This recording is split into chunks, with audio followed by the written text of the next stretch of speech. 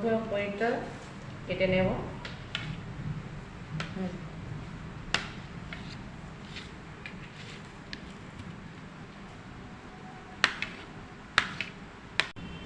পনিরটা এইভাবে কেটে নিয়েছি। সাদা তেলে পনিরটা ভেজে নেব, লাল করে ভেজে নেব।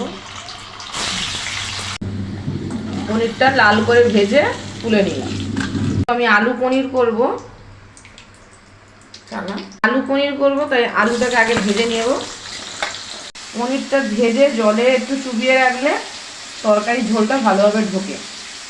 তাই এদিকে আমি আদা আর কাঁচা লঙ্কা বেটে নেব, ভেজে নিয়েছি। গরম মশলা দিলাম, দুটো শুকনো লঙ্কা দিলাম,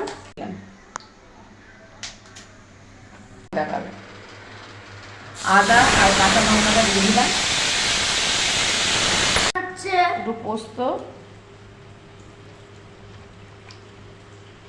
বেটে নেব।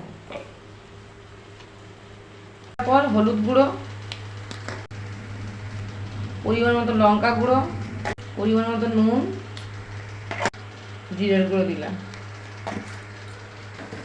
নিতে হবে।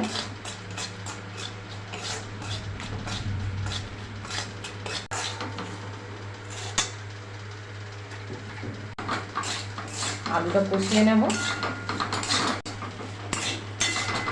বেটে রেখেছিলাম সেটা দিয়ে দেবো। সমস্ত মশলা কষানোর পর জল দিয়ে দেবো। পনিরটা জলে ভিজিয়ে রেখেছিলাম, জল থেকে ছেঁকে নিয়েছি। আলুটা সেদ্ধ হয়ে গেছে, পনিরটা দিয়ে দেবো।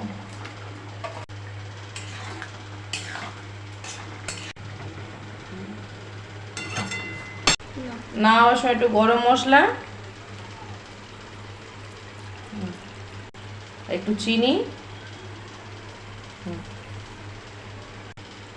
চিনি দিয়ে নামিয়ে নেব। এটি আলু পনির তরকারি।